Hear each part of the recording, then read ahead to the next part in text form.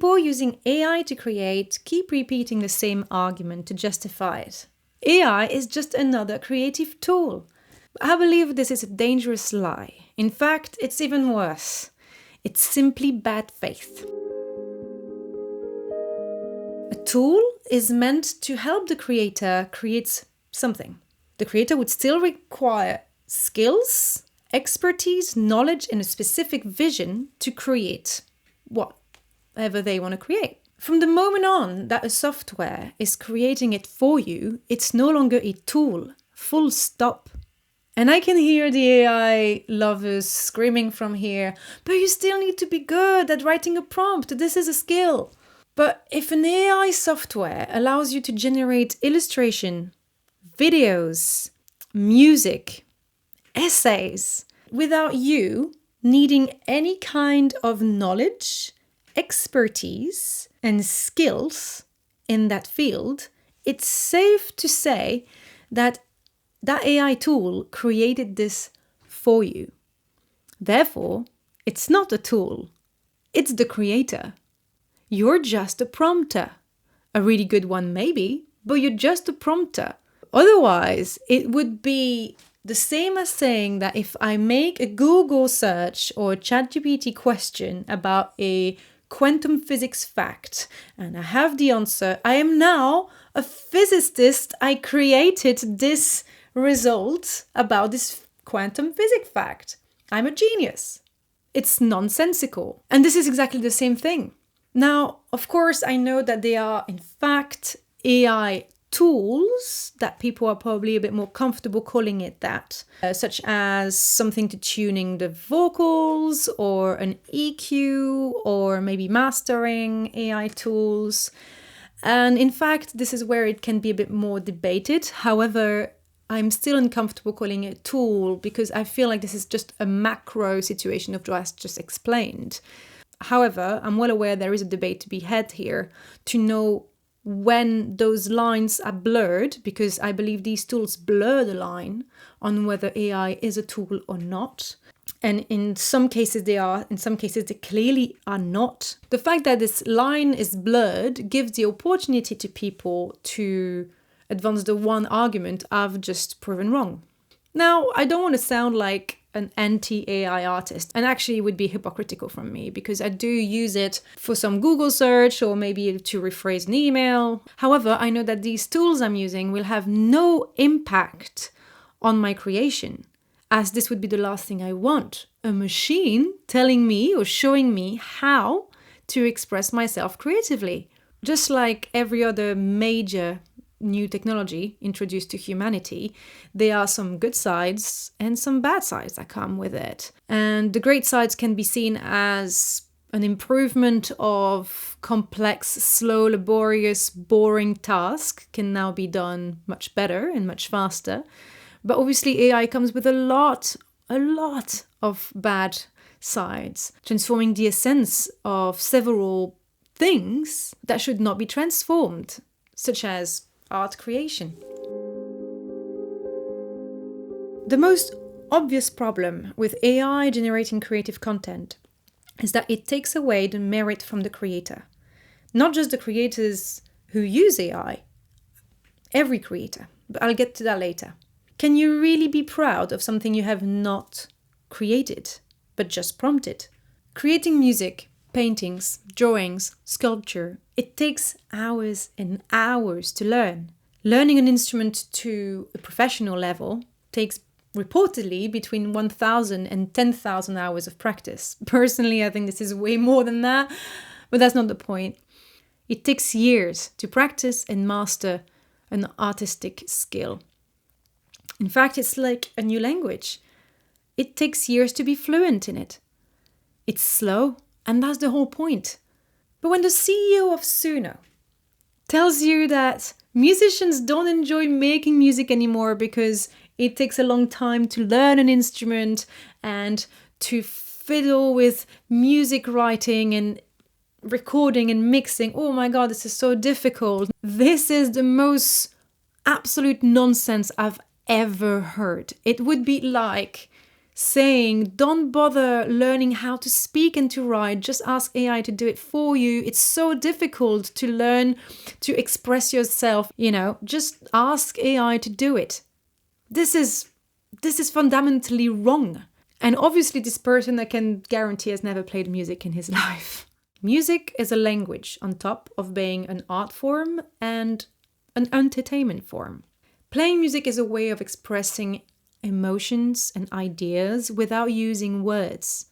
In fact, it's one of the most powerful way of expression because it trespasses time, culture, nations. The power of music is well known and has always been known. And you would want to leave it to a machine? When you learn to play an instrument, you practice for hours and hours, you make countless mistakes, and then you correct them. You learn not just how the instrument works, but how the language works. You learn the rules of music and the physical skills to master the instrument at the same time.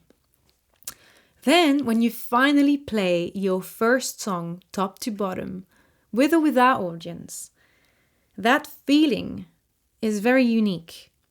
When you finally create that painting or that drawing that you're genuinely proud of after many countless mistakes or disappointment, well, that feeling cannot be experienced in any other way than just the result of effort and continuous practice. You achieve something difficult and you put in the work. That creation is now a little part of you and the effort you put in it. People forget that what is important is not the destination, but the journey.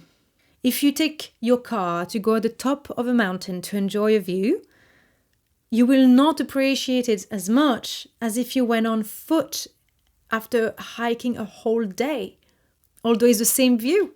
If you bought a ready meal, or if you cooked it from scratch, the same dish, you would not appreciate it as much when you eat it. One version reflects the effort, the other one doesn't. And we can see a correlation with the appreciation of the result. And the appreciation of that result is why we are creating in the first place. To use the just mentioned examples, of course, sometimes you need to get somewhere quickly or far, or sometimes you just don't have time to cook, and therefore you're okay to jeopardize the lack of appreciation for that one thing, of course. But if you do it with art creation and music, for example, then you're really missing the point of it. We say playing music, not working music.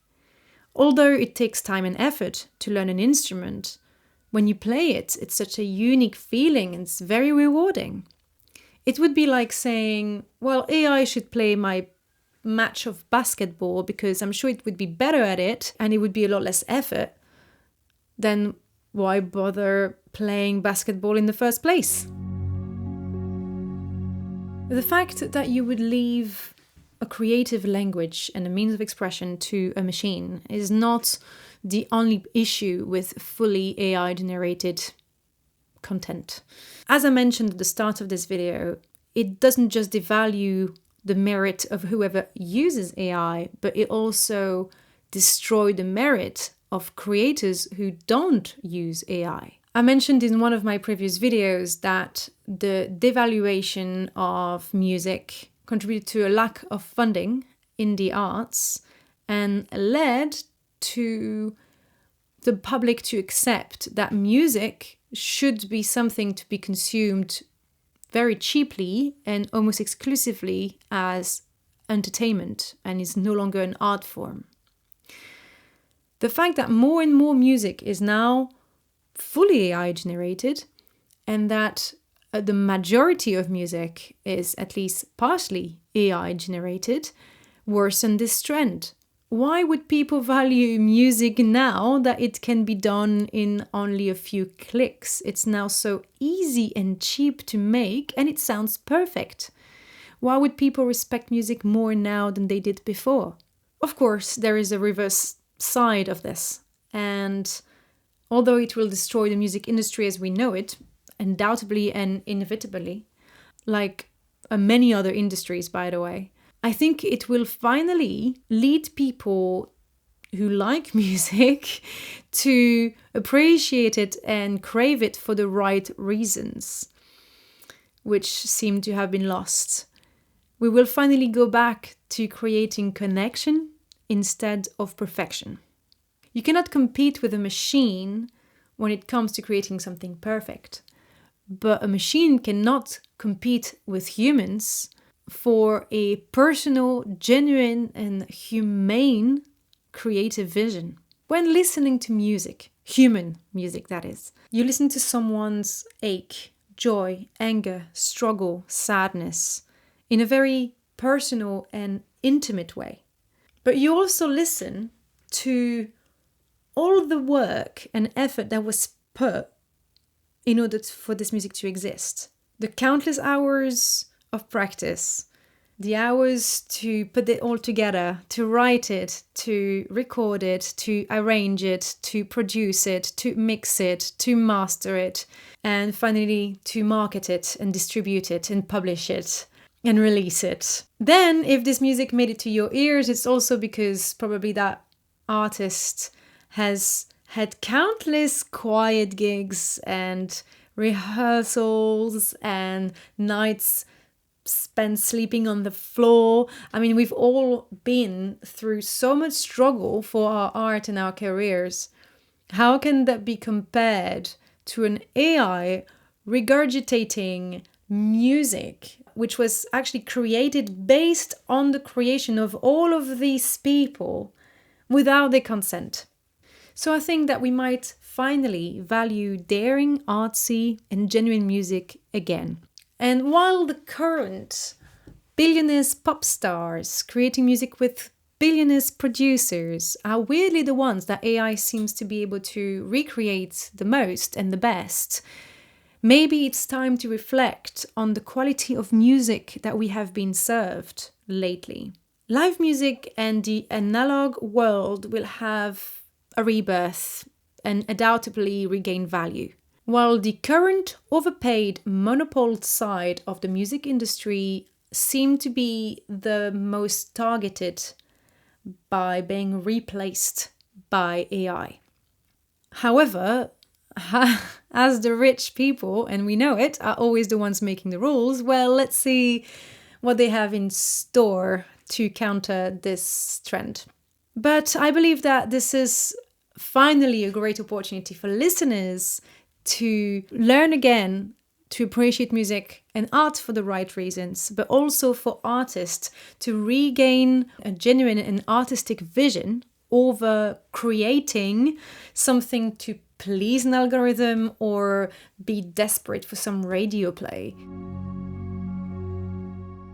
The last point I wanted to discuss about this subject is the pragmatism used by a lot of artists to use AI-generated art and get away with it with a clear conscience.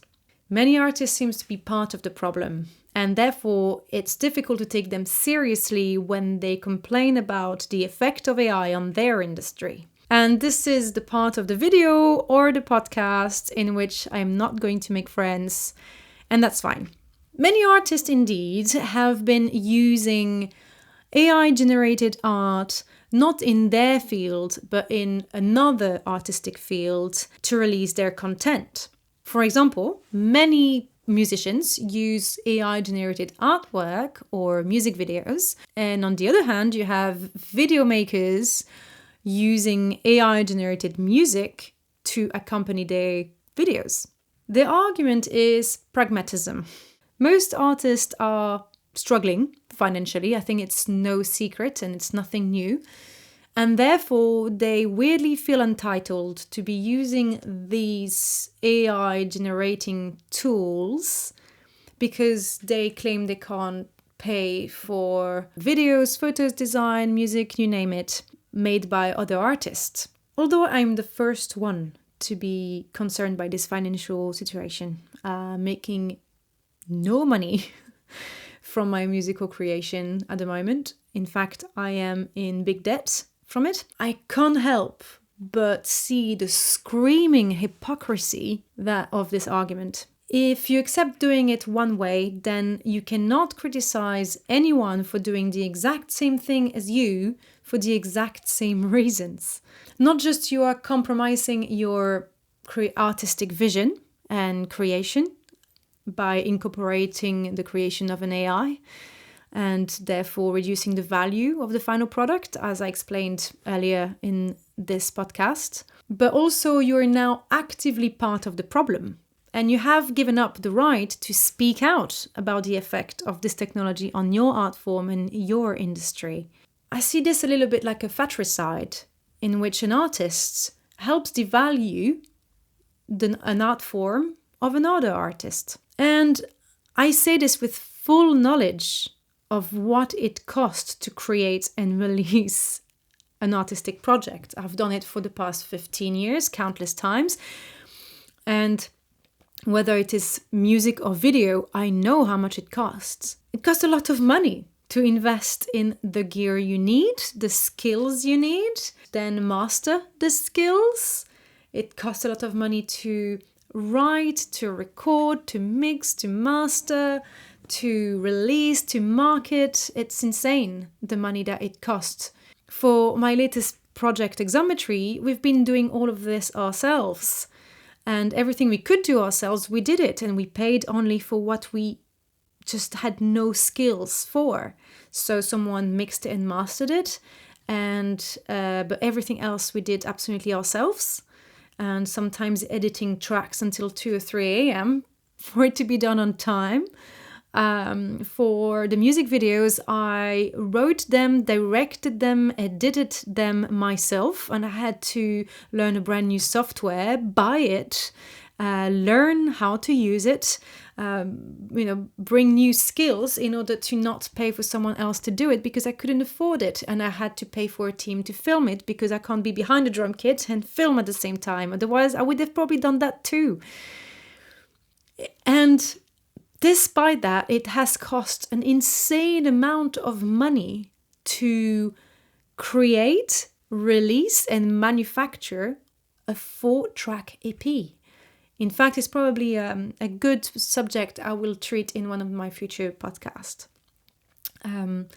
However, I would rather create less, but release a 100% human product rather than contribute to the problem I'm trying to fight. Anyway, what I'm saying is that us artists should at least take care of each other. Otherwise, can we really blame anybody else for not taking care of us and value us if we don't value each other? But of course, as always, let me know what you think in the comments. Don't hesitate to like, share, and subscribe. Until next time, keep creating and stay weird.